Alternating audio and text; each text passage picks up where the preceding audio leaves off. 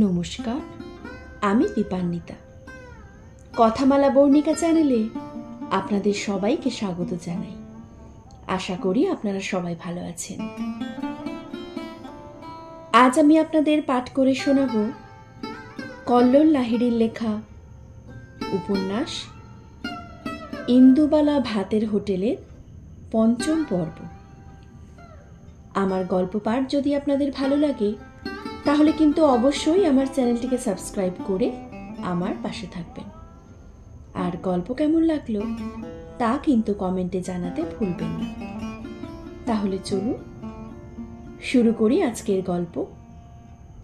কল্লোল লাহিড়ীর লেখা ইন্দুবালা ভাতের হোটেল উপন্যাসের ৫ম পর্ব, মালপোয়া।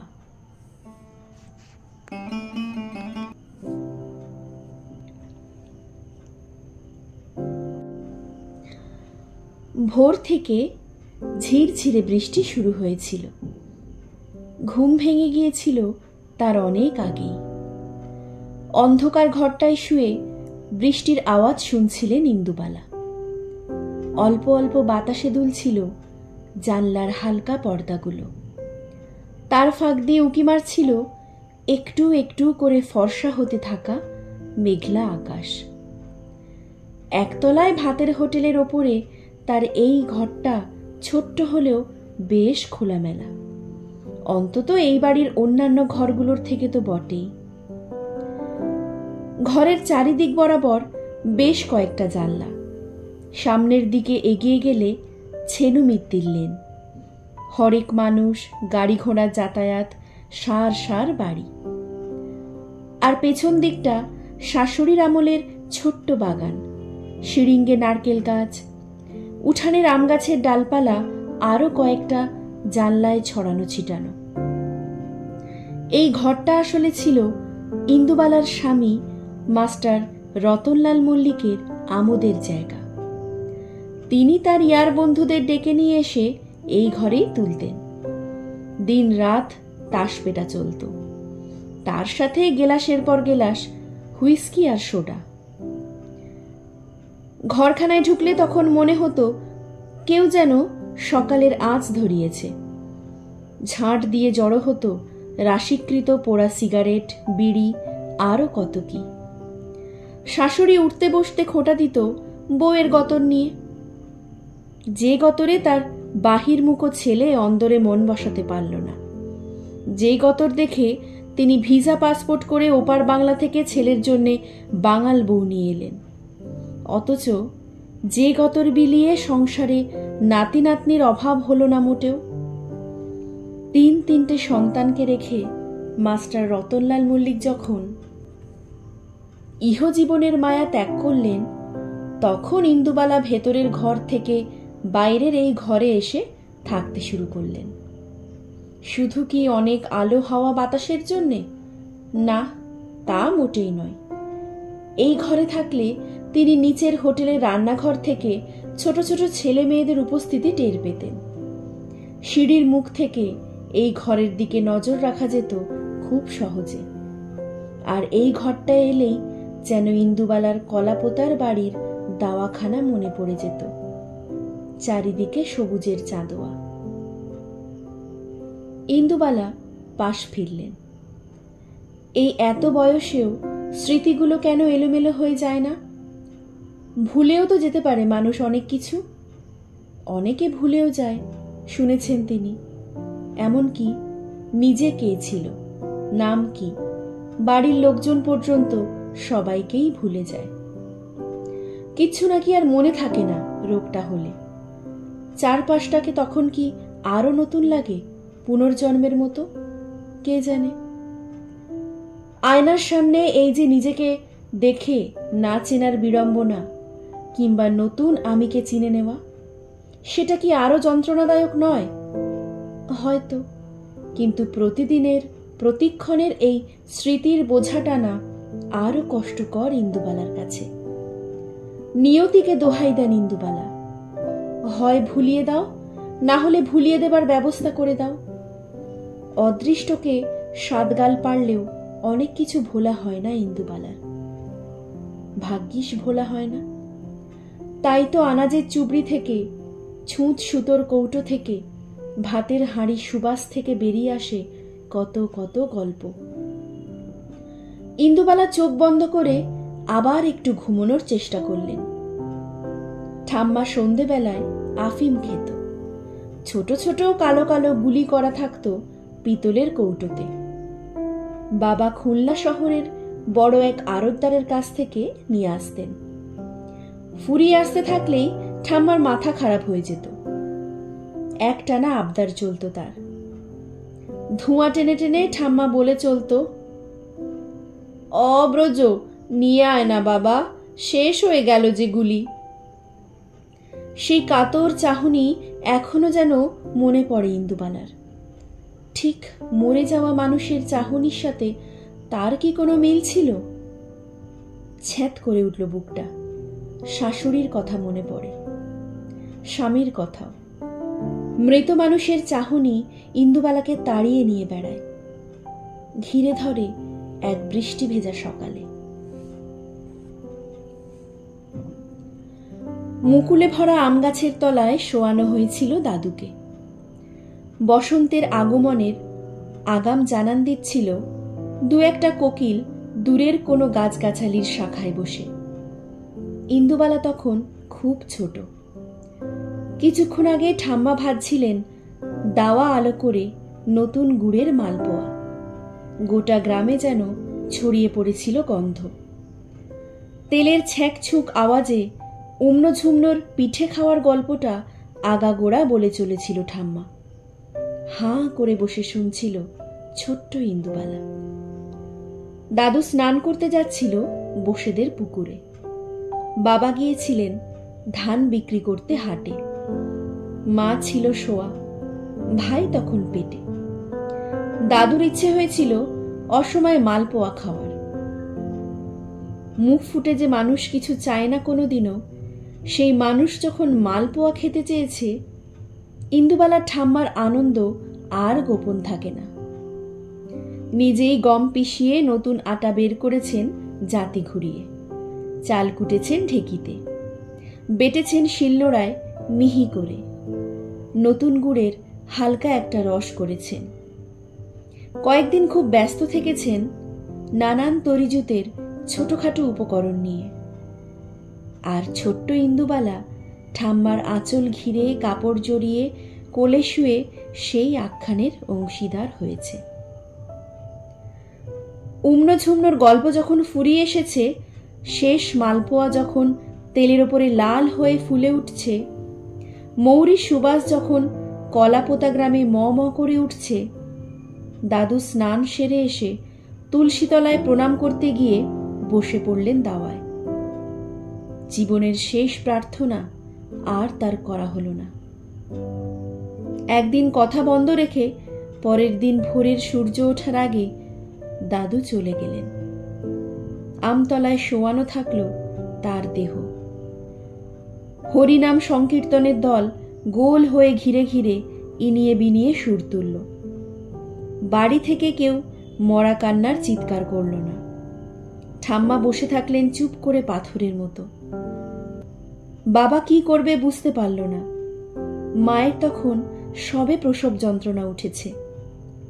ইন্দুবালা চুপি চুপি দাওয়ার পাশে ছোট্ট বেড়া দিয়ে ঘেরা রান্নাঘরে তখন। কাঁসার রেকাবিতে চাপা দেওয়া আছে গতকালের মালপোয়া। রসে ফুলে ততক্ষণে সেগুলো টইটুম্বর। এদিক ওদিক তাকিয়ে হাতে তুলেছিল সবে ছোট্ট মেয়েটা। গ্রামের কোনো এক বউ দেখে ফেলেছিল। রে রে করে উঠে এসে ধরেছিল হাত। অশৌচের বাড়িতে খেতে আছে কোনো কিছু, ফেল হাত থেকে, ফেল বলছি। ইন্দুবালা ফেলতে পারেননি সেই মালপোয়া। গোটা রাত ধরে নতুন গুড়ের রসে ভাসতে ভাসতে সেগুলো যেন ক্লান্ত হয়ে উঠেছিল। হালকা গন্ধ বেরোচ্ছিল মৌরির। এতক্ষণ যে ঠাম্মা কারোর সাথে কোনো কথা বলেননি, তিনি উঠে এলেন রান্নাঘরে। খুব শান্ত অথচ কঠিন গলায় বললেন, ছেড়ে দাও ওকে পাঁচুর মা। ওর খাওয়া মানে ওর দাদুর আত্মার শান্তি পাওয়া। আত্মা না জুড়ালে মায়া কাটবে কি করে? গপ গপ করে গোটা তিনেক মালপোয়া খেয়ে নিয়েছিলেন ইন্দুবালা। তার হাতে মুখে লেগেছিল রস। ঠাম্মা গড়িয়ে দিয়েছিলেন জল। নিজের হাতে খাইয়েছিলেন নাতনিকে। মুখ হাত ধুইয়ে মুছিয়ে জানতে চেয়েছিলেন, ভালো লেগেছে ইন্দু তোর? একটা বড় হ্যাঁ মাথা নেড়েছিলেন ছোট্ট ইন্দুবালা। ঠিক সেই সময় আতুর ঘর থেকে ভেসে এসেছিল নবজাতকের কান্নার শব্দ। ঠাম্মা নাতির মুখ দেখে বলেছিলেন, সেই ফিরে আসতে হলো তো, কোথায় যাবে আমায় ছেড়ে? তার বিশ্বাস ছিল দাদু ফিরে এসেছেন আম জাম কাঁঠাল মালপোর গন্ধ বুকে নিয়ে। বাবা ফিরেছিলেন শ্মশান বন্ধুদের সাথে বিকেলেরও পরে। ততক্ষণে ঠাম্মার সাদা থান পরা হয়ে গেছে। ছোট্ট ভাইটা হাঁ করে ঘুমোচ্ছে তার কোলে। এদের কারোর মৃত মুখ দেখেননি ইন্দুবালা। ভাগ্যিস সেই চরম দুর্ভাগ্য হয়নি তার। খাটের উপরে চিত হয়ে শোন ইন্দুবালা। পিঠের ব্যথাটা আরো বাড়ে। রাতের নেওয়া হট ওয়াটারের ব্যাগটা তখনও অল্প অল্প গরম। কাছে টেনে নেন। পিঠের কাছে রাখলে আরাম পান। যন্ত্রণা শুধু স্মৃতির নয়, শরীরেরও। সব যন্ত্রণা শেষ হলে মানুষ মুক্তি পায়। তাই হয়তো সেই অন্তিম লগ্নে মুখের ওপরে ছেয়ে থাকে পরম শান্তির ছায়া। এখনো কি জীবনে শান্তি নেই ইন্দুবালার? দিব্যি শান্তি আছে। না হলে নিজেকে এইভাবে জিইয়ে রেখেছেন কি করে? শুয়ে শুয়েই বুঝতে পারেন রাস্তার উল্টো দিকে কর্পোরেশনের কলে জল নিতে আসছে টুকটাক করে বাজারের লোকজন। উঠতে ইচ্ছা করছে না। সারা দেহের অবসাদ আজ যেন মনে নেমে এসেছে। ঠাম্মার মৃত্যু সংবাদ যেদিন ভাই নিয়ে এসেছিল সেদিন ইন্দুবালার স্বাদ। বাড়ি ভর্তি লোক বিয়েতেই হয়নি, স্বাদে হবে ভাবাটাও বোকামো। নিজের বউ ভাতের রান্না যেমন ইন্দুবালাকে নিজেই করতে হয়েছিল, ঠিক তেমনি স্বাদের রান্নাটাও। গোনাগুন্তি মাছের দাগা ছিল। চাল নেওয়া হয়েছিল মাথা গুনে। শাশুড়িকে খাইয়ে স্বামীকে খাইয়ে যখন ইন্দুবালা নিজে খেতে বসতে যাবেন, দরজায় কড়া নাড়ল কেউ। এই ভরা অবস্থায় রান্নাঘর থেকে উঠে এসে সদর খুলতে হলো তাকেই। শ্রাবণের চড়া রোদ আর বৃষ্টি মাথায় নিয়ে দাঁড়িয়ে আছে ভাইটা তারই সামনে। কতদিন পরে। চোখে তখন দিদির কপোতক্ষের টলটলে জল। ইছামতি গাল বেয়ে গড়াচ্ছে। বাড়িতে ঢুকতে বলবেন কি? ভাষাই হারিয়ে ফেলেছেন যেন ইন্দুবালা এতদিন পরে ভাইকে দেখে। ঠোঁটের ওপর গোঁফের রেখা, গালে কচি ঘাসের মতো দাড়ি, চোখে কালো ফ্রেমে চশমা।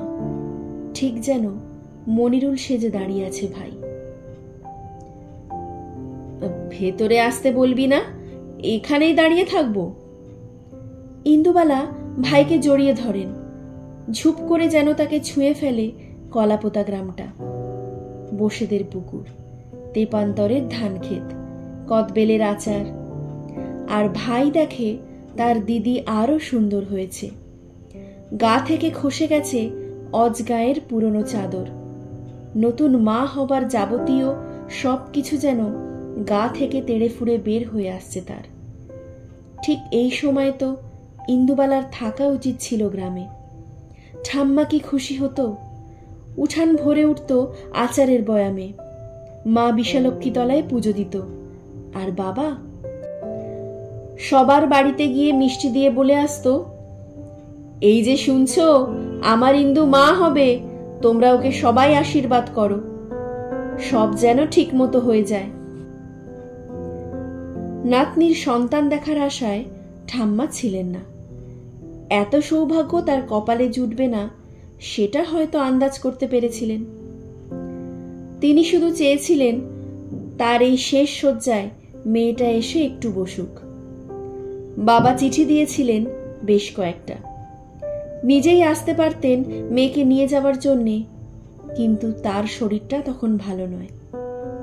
ভাইটা পরীক্ষা দিচ্ছে, তার পক্ষে আসাও সম্ভব ছিল না। প্রত্যেকটা চিঠি আসার পরেই ইন্দুবালার শাশুড়ি মুখ ভার করে থাকতেন। এই বুঝি তার ছেলেকে ফুসলে নিয়ে বাপের বাড়ি চলে যায় বউ।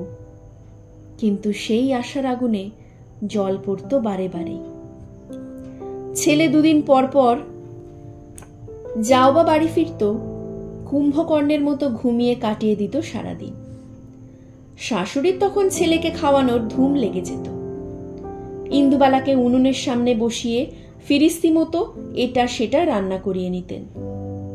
ছেলেও তখন দিন কতক ঘুমিয়ে রাশিকৃত গিলে পাউডার সেন্ট মেখে বউয়ের গা থেকে যে কোনো একটা গয়না খুলে নিয়ে বেরিয়ে পড়ত। সেই যে বেরোতো, টাকা না ফুরোনো পর্যন্ত বাড়ি ফিরত না। ছেলে না ফিরলে শাশুড়ির কাজও যেত কমে। একমাত্র বসে বসে দুশ্চিন্তা করা ছাড়া তখন তার আর কিছু করার থাকতো না। এমনকি নাতিগুলো কি খেয়েছে না খেয়েছে সেসব দিকেও নজর থাকতো না তার। ডালে চালে ফুটিয়ে চলে যেত সংসার। কোনো কোনো দিন লক্ষ্মী এলে মাছ জুটত বাচ্চাদের পাতে। এই সময় ইন্দুবালা সংসারের কাছ থেকে একটু অবসর পেলেই চিঠিগুলো চোখের সামনে নিয়ে বসে থাকতেন। অক্ষরগুলোর গায়ে হাত বোলালে মানুষগুলোকে স্পর্শ করছেন বলে মনে হতো। কত কত রাত যে জেগে কাটিয়েছেন একা একা ছোট ছোট ছেলে মেয়েগুলোকে নিয়ে, সঙ্গী থেকে যেত এই স্মৃতি। মনে মনে বুনে চলেছেন সেই কবে থেকে এক নকশি কাঁথা। যতই অতীতকে গাল পাড়ুন না কেন, সেই নকশি কাঁথায় নিজেকে জড়ালে চারপাশে না থাকা মানুষগুলোর ওম পেয়েছেন ইন্দুবালা, ঠিক এখন যেমন পাচ্ছেন হট ওয়াটার ব্যাগের। এক বর্ষার ভোরে চোখে ঝেপে নামছে যেন সারা রাতের ঘুম। ভাইকে দেখে বেশ বিরক্ত হয়েছিলেন শাশুড়ি। বলি, কোনো কাণ্ডজ্ঞান আছে তোমাদের? শুভ বাড়িতে অশৌচে এসেছো নাকি? মাথা নেড়েছিল ভাই। শ্রাদ্ধ, নিয়মভঙ্গ সব কাজকর্ম মিটিয়ে তারপরেই সে এসেছে। আরো বিরক্ত হয়ে বুড়ি বলেছিল, তাহলে আর কি, গেলাও কোটাও এবার ভাইকে। খারাপ লেগেছিল ইন্দুবালার কথাটা শুনতে। ভাইয়েরও কি খারাপ লাগেনি? নিশ্চয়ই লেগেছিল। সে চলে যেতে চেয়েছিল তখনই। ইন্দুবালা বুঝিয়েছিলেন অনেক।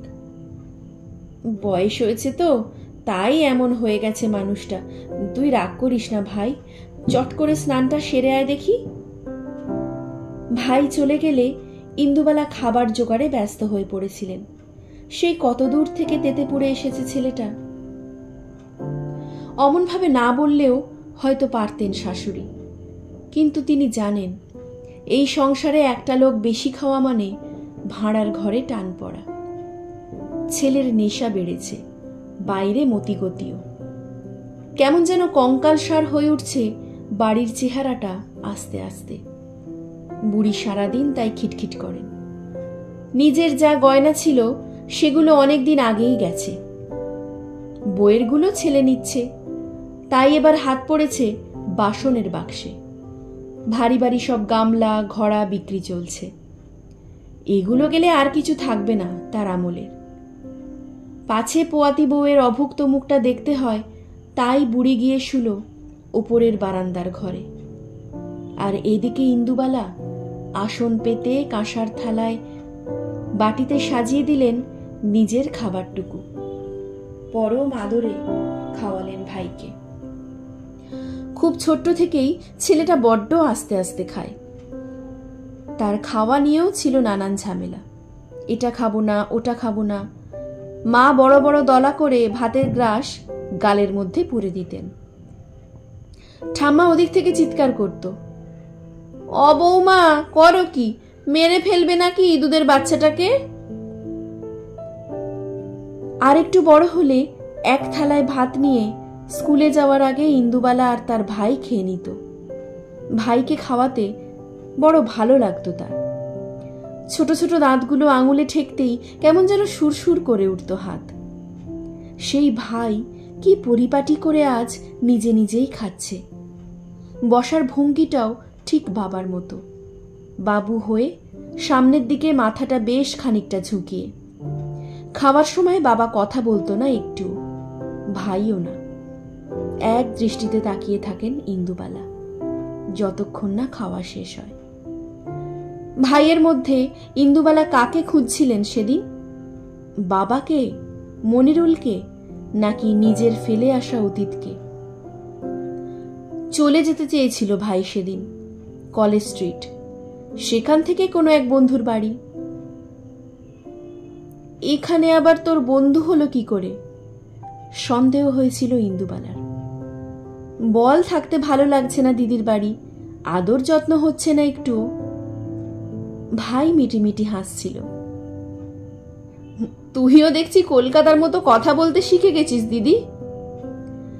সেদিন ভাইয়ের আর ফিরে যাওয়া হয়নি, বরং বলা ভালো যেতে দেননি ভাইকে ইন্দুবালা। একটু ঘুমিয়ে নে ভাই, তারপরে বিকেলে না হয় কলেজ স্ট্রিটের দিকে বেরোস, চিনতে পারবি তো রাস্তা। ভাই যতক্ষণ না ঘুমিয়ে পড়ে ইন্দুবালা ঠায় বসে থাকেন তার মাথার কাছে, হাত পাখা দিয়ে বাতাস করেন। অনেক কিছু জানতে ইচ্ছে করে তার, কিন্তু কিছুই জানা হয় না। একটু কথা বলেই ঘুমিয়ে পড়ে ক্লান্ত ভাই। দিদির কোলের কাছে তার মাথাটা, চুলগুলো এলিয়ে পড়েছে কপালে। ঘুমিয়ে থাকা মুখের প্রশান্তি বড় ভালো লাগে ইন্দুবালার। এই প্রশান্তি কি তিনি দেখেননি স্বর্ণলতার মুখেও? পুকুরে ভাসছিল দেহটা, বউ সাজার বড় শখ ছিল তার। রিয়াজও ভালোবাসত মেয়েটাকে খুব।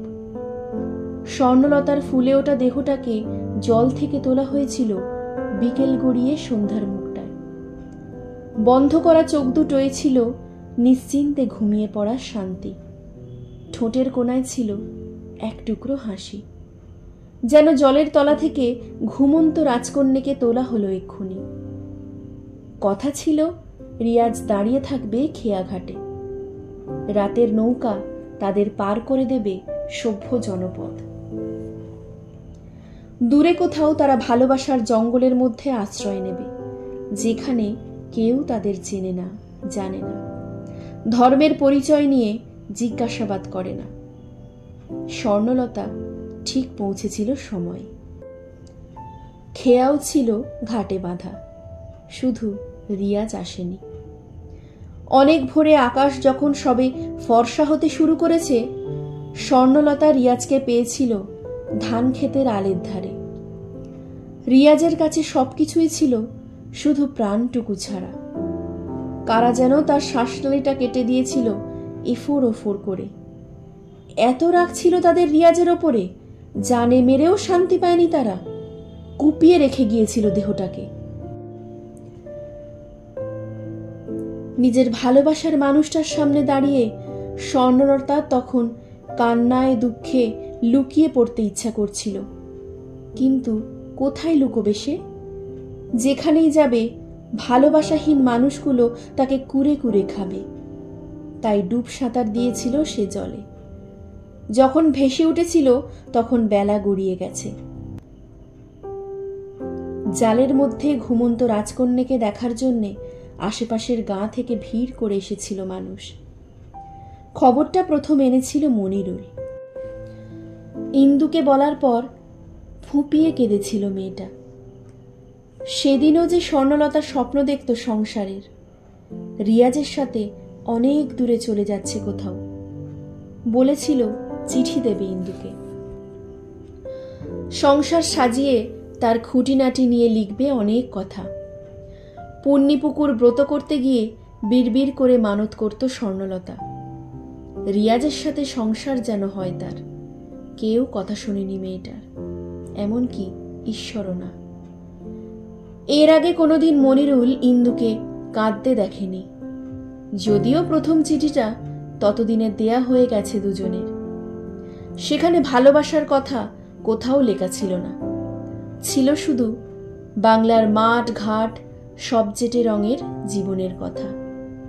ছিল একদিন দেখা না হলে অন্য দিনের অনেক না বলা দুঃখ, মন কেমনের কথা। সেটাই কি ভালোবাসা নয়? ছটফট করে ওঠেন ইন্দুবালা। তাহলে কি এতক্ষণ ভাইয়ের ঘুমন্ত মুখের দিকে তাকিয়ে তিনি মনিরুলের কথাই চিন্তা করছিলেন? উঠে পড়েন। পেটের ভেতর থেকে লাথি মারছে বাচ্চাটা। যেমন খিদে পেয়েছে তার মায়ের, তেমনি তারও। রান্নাঘরে এসে দেখেন চাল বাড়ন্ত। ভাত বসাবেন, তার জোগাড়টুকুও নেই। এই এত বেলায় কি খাবেন? নজরে পড়ল বেতের ঝুড়ি শালপাতায় মোড়া, ভাই এনেছে। তাকে এতক্ষণ যত্ন আত্তি করতে গিয়ে সেদিকে নজরও পড়েনি, ভুলেই গিয়েছিলেন ইন্দুবালা। শালপাতায় বাঁধা টুকরিটা খুললেন। তার মধ্যে থরে থরে সাজানো আছে মালপোয়া। চোখ ফেটে জল এলো ইন্দুবালার।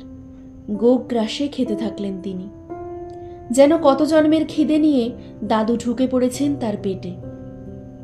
ঠাম্মার হাতে না হোক গায়ের ভোলা ময়রার দোকানের মালপোয়া খেতে চাইছে গোটা শরীর তোলপাড় করে। অনেকটা খাওয়ার পর যখন থামলেন ইন্দুবালা, তখন জল তেষ্টা পেয়েছে খুব, কিন্তু জল গড়িয়ে দেওয়ার মতন কেউ নেই হাতের কাছে। শুনেছিলেন ঠাম্মাকেও শেষ সময় জল খাওয়াতে পারেনি কেউ। গড়িয়ে পড়েছিল গালের পাশ দিয়ে সব জলটুকু। ঠিক তখনই সেই মুহূর্তে বুক ছাপিয়ে গলা কাঁপিয়ে কান্না পেল ইন্দুবালার মৃত ঠাম্মার জন্যে। পায়ের তলায় গোটা পৃথিবীটা যেন নড়ে উঠল হঠাৎ। চোখে অন্ধকার দেখলেন। যা খেয়েছিলেন উগরে দিলেন সব। রান্নাঘর ভেসে গেল স্বাদ না খাওয়া নতুন মায়ের বমিতে। দরজা খোলার শব্দ পেলেন ইন্দুবালা। ধনঞ্জয় ঘর ঝাড় দিতে এসেছে। নিচের রান্নাঘরে উনুনের ধোঁয়া কুণ্ডলি পাকিয়ে উঠছে আকাশের দিকে। বাজার কিন্তু কিচ্ছুটি করা নেই মা, কি রান্না হবে? ধনঞ্জয় জানতে চায়। ইন্দুবালা চুপ করে থাকেন। কি গো মা, বলো কিছু, শরীর খারাপ নাকি তোমার? ইন্দুবালা তখন উনুনের ধোঁয়া দেখছেন। জানলার বাইরে সেই ধোঁয়া কুণ্ডলি পাকিয়ে পাকিয়ে ওপরে উঠছে। বাজারের লোকেরা এসে বলেছিল নিমতলার ইলেকট্রিক চুল্লিতে কাজ চলছে মা, বডি কাঠে পোড়াতে হবে। তখনও শ্মশানের স্বামীর খাট ছুঁয়ে বসে আছেন ইন্দুবালা। দূরে লক্ষ্মী ছেলে মেয়েদের সামলাচ্ছে। তোমরা যা ভালো বোঝো করো, এইটুকুই বলতে পেরেছিলেন তিনি। মাস্টার রতনলাল মল্লিকের দেহ যখন চিতায় তোলা হলো, তখনও ইন্দুবালা আঁচ করতে পারেননি কাঠে পোড়ানোর বিভৎসতা। মনের মানুষ ছিলেন না কোনোদিনই মাস্টার, কিন্তু যে মানুষটা চারপাশে ঘুরে বেড়াতো, এদিক ওদিক থেকে যন্ত্রণা দিত, সময় নেই অবসর নেই ঘাড়ের উপরে চেপে বসত, জোর করে সরিয়ে দিত শাড়ি সায়া ব্লাউজ, সেই মানুষটা আগুন পাওয়ার সাথে সাথে কেমন যেন চড়বড় করে উঠতে শুরু করলো তেলে পড়া মাছের মতো। শরীর ফুঁড়ে বেরিয়ে আসতে থাকলো জল, যেন সারা জীবনের হুইস্কি সোডা এক্ষুনি এই জ্বলন্ত সর্বগ্রাসী চিতাকে নিভিয়ে দেবে। লক্ষ্মী এসে মুখ ঝামটা দিয়েছিল। কি করছিস এখানে দাঁড়িয়ে তুই? আমাদের কি এসব দেখতে আছে? চল মেয়েটাকে দুধ খাওয়াবি, চল, বড় কাঁদছে সে। শ্মশানের মধ্যে বসে মেয়েকে দুধ খাওয়ালেন। স্বামীর চিতাভস্য ভাসালেন গঙ্গায়। অনেক রাতে বাড়ি ফিরে এসে নিজেই ভাঙলেন শাঁখা পলা সবকিছু। জোরে জোরে ইটের বাড়ি মেরে সাবান দিয়ে মাথা ঘষে তুলে ফেললেন সিঁদুর। সাদা থান পরে নিজেকে যখন দেখলেন আয়নায়, আর সামলাতে পারলেন না। হাউ হাউ করে চিৎকার করে কাঁদলেন ইন্দুবালা।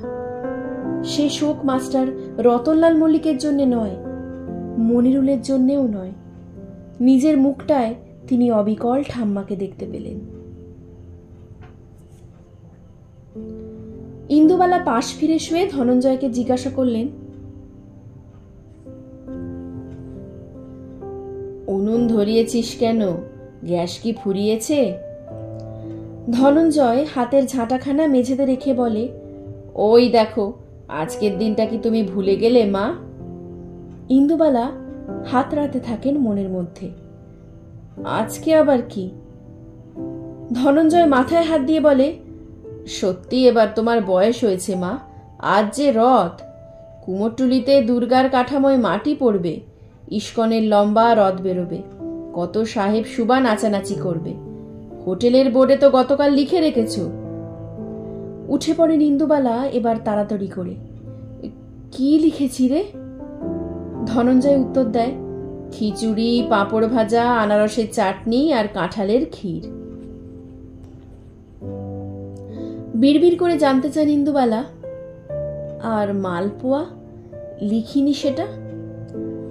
ধনঞ্জয় রে রে করে ওঠে, না না না, ওসব একদম কিছু লেখা ছিল না। হাঙ্গামা বাঁধিও না মা, চিনির দাম বড্ড বেড়েছে, আটা বাড়ন্ত, ময়দা বাড়ন্ত, গোলমরিচ আনা নেই। ইন্দুবালা জানতে চান, আর মৌরি? ধনঞ্জয়ের জবাবে জানা যায় সেটাও বাড়ন্ত। তাহলে সব কিছু এক্ষুনি আনতে হবে ফর্দ করে। ইন্দুবালা পাশ থেকে চশমা নেন, পেন খাতা নিয়ে বসে পড়েন ফর্দ করতে। আরেকটু হলে কি মারাত্মক ভুলটাই না করতেন তিনি। মালপোয়া হবে না রথে, তাও হয় কি? খাটনির বহরটার কথা একবার চিন্তা করে চিরকালের অভ্যাস মতো ধনঞ্জয় আবার কাকে যেন একটা গাল পাড়ে। সেই অদৃশ্য মানুষটাকে দেখতে বড় ইচ্ছে করে ইন্দুবালার, যে ধনঞ্জয়ের গাল শুনেও মুখে রাটই কাটে না। অনেক রাতে কলেজ স্ট্রিট পাড়া ঘুরে বাড়ি ফিরে আসে ভাই। হাতে তার একখানি চটি বই, 3 পাহাড়ের স্বপ্ন। বেড়াতে যাওয়ার বই বুঝি? ইন্দুবালা জানতে চান। ভাই চোখ বড় বড় করে তাকিয়ে থাকে দিদির দিকে। ধুর, বেড়াতে যাবার বই হবে কেন, খুলে দেখলেই বুঝতে পারবি। এগিয়ে দেয় বইটা। ইন্দুবালা অবাক হন। কবিতা পড়িস নাকি তুই আজকাল? ঘাড় নাড়ে ভাই, পড়ি তো, তুই আর মনিরুলদা যেমন পড়তিস। কথা বাড়াতে চান না ইন্দুবালা, এরপর কথা বললে আরো অনেক কথা উঠবে। সেই কথা মনের মধ্যে হাওয়ার সাথে উথাল পাতাল হলে রাতে ঘুম হবে না। এই ভর ভর অবস্থায় মাস্টার রতনলাল মল্লিক তখন ঘুম না আসা বউকে আঁকড়ে ধরতে চাইবেন। দম বন্ধ হয়ে আসবে ইন্দুবালার। মাটিতে এখন তাই বিছানা, শরীরটাকে কোনো রকমে আড়াল করার চেষ্টা। উপরের ঘরে একা শুতে তোর ভয় করবে না তো? অবাক হয়ে চশমার ফাঁক দিয়ে তাকায় ভাই। একদম মনিরুল যেন তাকিয়ে আছে তার দিকে। চোখ সরিয়ে নেন ইন্দুবালা। ভয় করবে কেন? আমি তো এখন বাড়িতে একাই শুই, মাঝের ঘরটায়।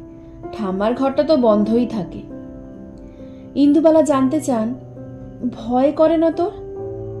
ভাই বলে, ধুস, ভয় করবে কেন? আমি কি এখনো ছোট আছি নাকি?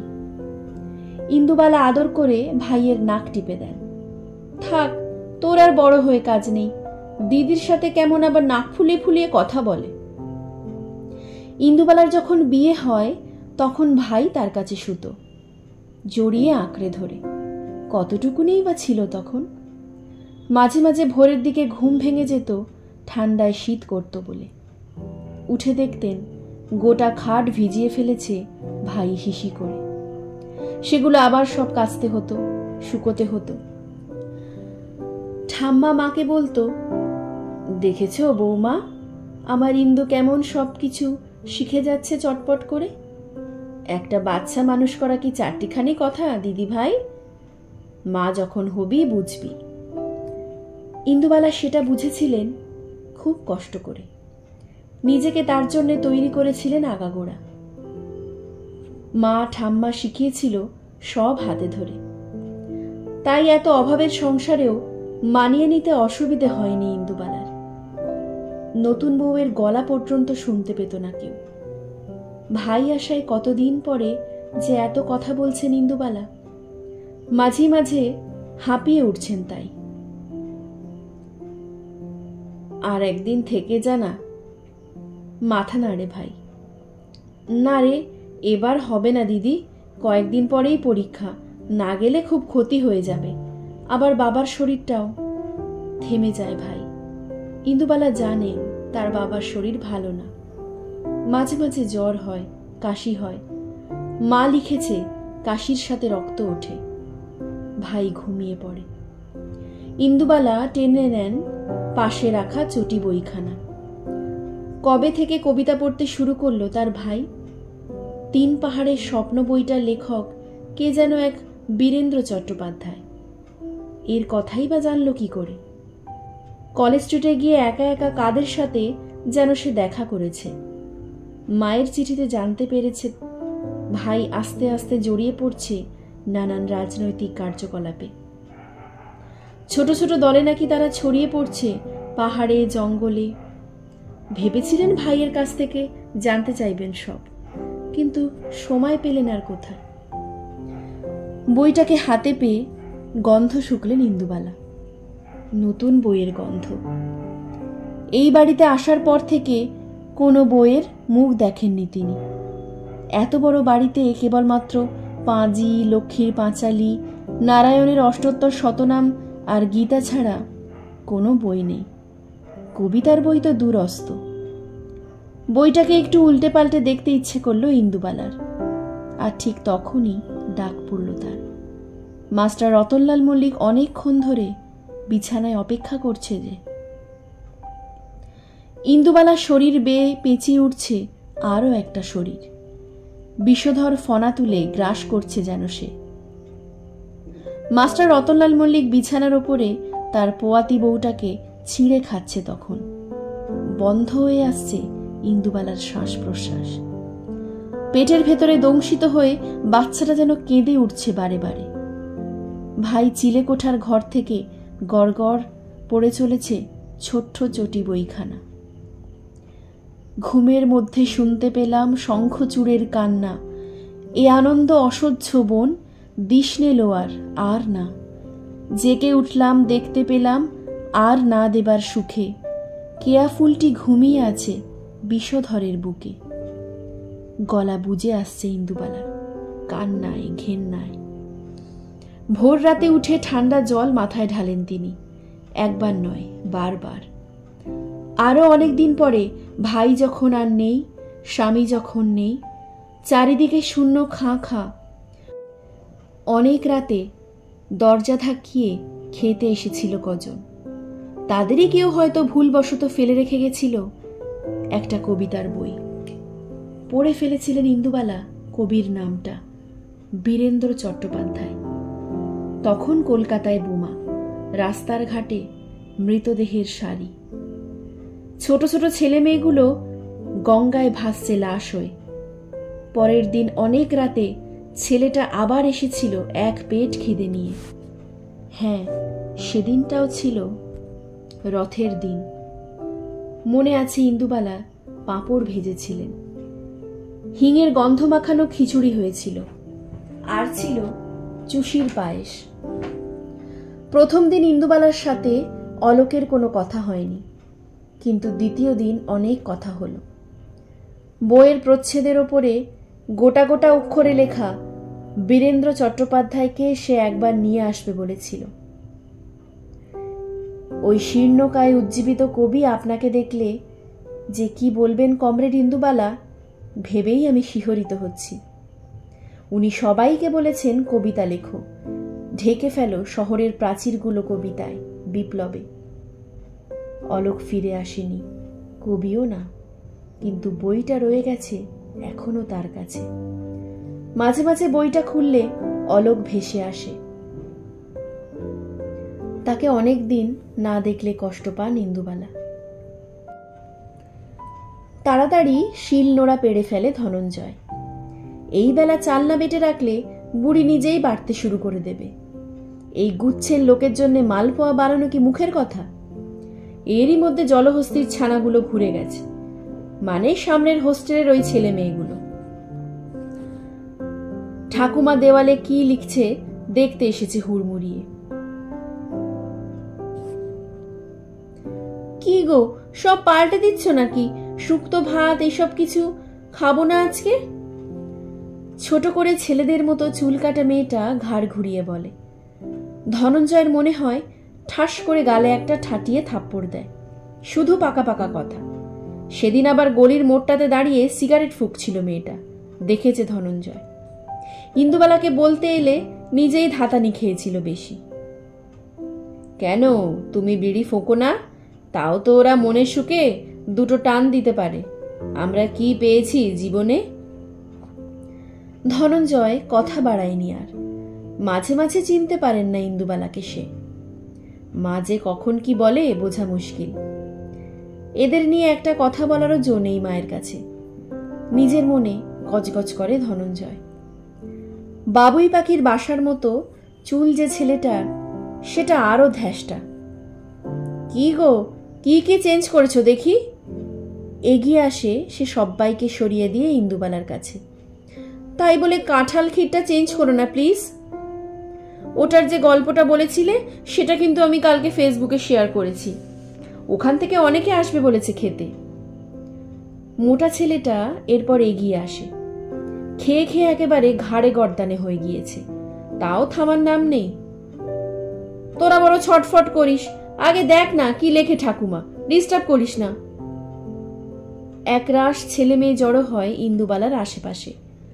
70 পেরোনো এক বুড়ি সাত সকালে ভাতের হোটেলের বোর্ডে চক দিয়ে লিখতে থাকে। খিচুড়ি, পাঁপড় ভাজা, আনারসের চাটনি, কাঁঠাল ক্ষীর, আর তার নিচে বড় করে লেখা হয় মালপোয়া। ভিড়টা একসাথে হঠাৎ আনন্দে চিৎকার করে ওঠে, ইয়া! জড়িয়ে ধরে ইন্দুবালাকে ওরা সবাই।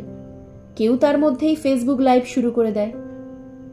কাল যে আপনাদের কাঁঠাল ক্ষীরের গল্পটা বলছিলাম, আজ তার সাথে ইনক্লুড হয়েছে মালপোয়া। গজগজ করতে করতে জোরে জোরে চাল বাটে ধনঞ্জয়, কারণ সে জানে এরপর স্নান সেরে এসে রান্নার ধুম পড়বে বুড়ির।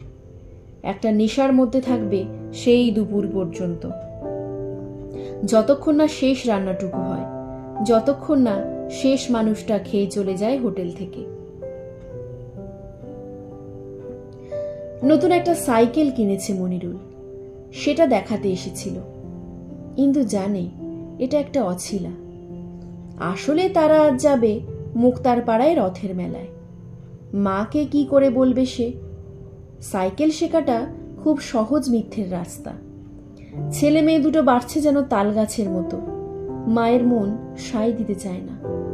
বাবাও যে পছন্দ করে তেমনটা নয়, কিন্তু কেন কে জানে সেদিন বাবা রাজি হয়ে যায়। যাবি তো যা না, সামনের বারে আর একটু বড় ক্লাসে উঠলে ইন্দুকেও কিনে দেব সাইকেল, তখন দুজনে একসাথে স্কুলে যাবি চালিয়ে। সে সৌভাগ্য হয়নি ইন্দুবালার, তার আগেই বিয়ে হয়ে গিয়েছিল তার। স্বর্ণলতার আত্মহত্যা চোখ খুলে দিয়েছিল অনেক মায়ের। তারা কিছুতেই আগুন আর ঘি পাশাপাশি রাখতে চায়নি, বরং আগুনেই মেয়েকে বিসর্জন দিয়েছিল অনেকে। জ্বলে পুড়ে শেষ হয়েছিল মেয়েগুলো। কজন ইন্দুবালা হতে পেরেছিল, যাদের নিয়ে লেখা হয়েছিল খবরের কাগজে, ফেসবুকে, যাদের ঘিরে রেখেছিল অনেক অচেনা মানুষ নিজের মতো করে। সাইকেলের সামনের রডে বসতে লজ্জা করেছিল ইন্দুর, তবুও বসেছিল সে। হাওয়ার মতো উঠছিল মনিরুলের সাইকেল কপোতক্ষের তীর ধরে। হাতে হাত ঠেকে যাচ্ছিল দুজনের, শ্বাসে প্রশ্বাসে চরম উত্তেজনা। ওরা কাছ থেকে পাচ্ছিল দুজনের ওম। চোখ বন্ধ করেছিল ইন্দু। সে যেন কাঠের নাগরদোলা, ঘোড়ার দোল্লা, বুড়ির চুল, ঝাল ঘুগনি, পাঁপড় ভাজা এইসব ছাপিয়ে মৌরির গন্ধ পাচ্ছিল মনিরুলের গা থেকে। যে মৌরির গন্ধ পেয়েছে সে তার ঠাম্মার মালপোয়ায়। ভোলা ময়রার দোকানে, কিংবা তারও অনেক পরে রিভলভার নিয়ে খেতে আসা অলোকের কবিতার বইতে। স্নান সেরে আয়নার সামনে এসে দাঁড়ান ইন্দুবালা। কতদিন পর আজ তিনি মালপোয়া ভাজবেন। তার চোখে মুখেও কি ফুটে উঠছে না এক প্রশান্তি? এটা কি মৃত্যুর বার্তাবহ? মনিরুলের মৃত মুখ তিনি দেখেননি, কিন্তু আন্দাজ করতে পারেন। শুনেছিলেন কলকাতা থেকে গোপনে ফেরত যেতে হয়েছিল তাকে। নিজের মা ছিলেন অসুস্থ। মাকে শেষবারের মতো দেখতে গিয়েছিল মনিরুল। পথে ধরা পড়ে সে পাকিস্তানি মিলিটারির হাতে। শেষ পর্যন্ত নাকি লড়েছিল মনিরুল বীরের মতো। একটা ছোট্ট দেশি রিভলভার দিয়ে সে জয় করে নিতে চাইছিল স্বাধীনতার সবটুকু স্বপ্ন। ঝাঁঝরা হয়েছিল তার দেহ গুলির মালায়। আরও দিন দিন পরে তাকে পাওয়া গিয়েছিল কপোতক্ষের চরে। পাশে পড়েছিল তার ব্যাগখানা। তার মধ্যে ছিল হাতের নকশা তোলা স্বাধীন বাংলাদেশের একটা জাতীয় পতাকা, যা মনিরুলকে দিয়েছিলেন ইন্দুবালা শেষবার দেখা করার সময়। আর মনিরুল কি দিয়েছিল তাকে? আলমারি খোলেন ইন্দুবালা। কাঠের ছোট্ট বাক্স থেকে বের করেন বাঁশিটা। কপোতক্ষের মাটি মেখেছিল মনিরুলের সারা দেহে। স্থির দৃষ্টিতে নীল আকাশের দিকে তাকিয়েছিল তার নিষ্প্রাণ দেহটা। ঠিক ওখান থেকেই পূব আকাশের জ্বলন্ত সূর্যটা উঠবে, যার আলো ছড়িয়ে পড়বে বাংলাদেশ নামের স্বাধীন রাষ্ট্রের দিকে দিকে, যে রাষ্ট্রের স্বপ্ন দেখতে গিয়ে আজ মনিরুল মৃত। আর ইন্দুবালা কি স্বপ্ন দেখেছিলেন তিনি? সে কথা কেউ কোনোদিন জানতে চায়নি তার কাছে, আজও না। হই হই পড়ে গেছে গোটা অঞ্চল জুড়ে। ছেনু মিত্তির লেনে ইন্দুবালা ভাতের হোটেলে একেই ভিড় লেগে থাকে, আজ যেন আরো বেশি ভিড়। হাফ বেলা অফিস করে কালেক্টর অফিসের কেরানিকুল চলে এসেছে খেতে। হোস্টেলের ছেলে মেয়েগুলো হাজির হয়েছে। তার সাথে নিয়মিত বাজারের খদ্দেররাও আছে, আর আছে কিছু ফ্লাইং কাস্টমার। এর সাথে জুড়েছে রাজ্যের ফেসবুক ফ্রেন্ডরা। চারিদিকে শুধু কচিকাচাদের কলকলানি। মাথা খারাপ হবার অবস্থা ধনঞ্জয়ের। হোটেলটাও হয়েছে আজ দেখার মতো। যে যেখানে পেরেছে বসে গেছে। আর ধনঞ্জয়ের হয়েছে মুশকিল, সে কোনো দিক থেকে কোনোভাবেই কিছু নিয়ন্ত্রণ করতে পারছে না। আজ যেন সবকিছুতেই তার প্রবেশ নিষেধ। ছেলে মেয়েগুলো নিজেরাই হাতে হাতে কাজ করে নিচ্ছে। কেউ জল দিচ্ছে, কেউ গ্যাস সামলাচ্ছে, কেউ থালা পাচ্ছে, কেউ পরিবেশন করছে। আর রান্নাঘরের দিকে তো যাওয়াই যাচ্ছে না, সেখানে আরো ভিড়। প্রায় সবাই ঝুঁকে পড়েছে তাদের মোবাইল ক্যামেরা নিয়ে। সেই ছোট্ট স্ক্রিনে ফুলে ফুলে উঠেছে লাল হয়ে যাওয়া মালপোয়াগুলো। বড় ছাঁকনিতে তা সোজা চলে যাচ্ছে চিনির হালকা রসে। মৌরির গন্ধ, গোলমরিচের স্বাদ ছড়িয়ে পড়ছে মেঘলা শহরের আকাশে বাতাসে। আর এসবের মধ্যে প্রশান্তি মাখা মুখ নিয়ে মালপোয়া ভেজে চলেছেন ইন্দুবালা। না, এই মুহূর্তে কোনো মৃত্যুর স্মৃতি তার আশেপাশে নেই। নেই খুলনা, কলাপোতা, ছেনু মিত্তির লেন। শুধু যে মানুষটি আজ উনুনের সামনে দাঁড়িয়ে আছে, তিনি একজন শিল্পী, যিনি নতুন সৃষ্টির উন্মাদনায় মেতে উঠেছেন।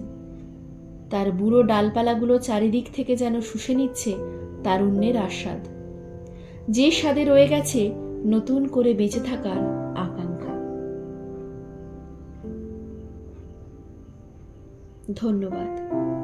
আপনারা শুনলেন কল্লোল লাহিড়ীর লেখা ইন্দুবালা ভাতের হোটেল উপন্যাসের ৫ম পর্ব মালপোয়া। আমার গল্প পাঠ যদি আপনাদের ভালো লাগে, তাহলে কিন্তু অবশ্যই আমার চ্যানেলটিকে সাবস্ক্রাইব করে আমার পাশে থাকবেন। দেখা হচ্ছে পরবর্তী ভিডিওতে। আপনারা সবাই ভালো থাকবেন। ধন্যবাদ।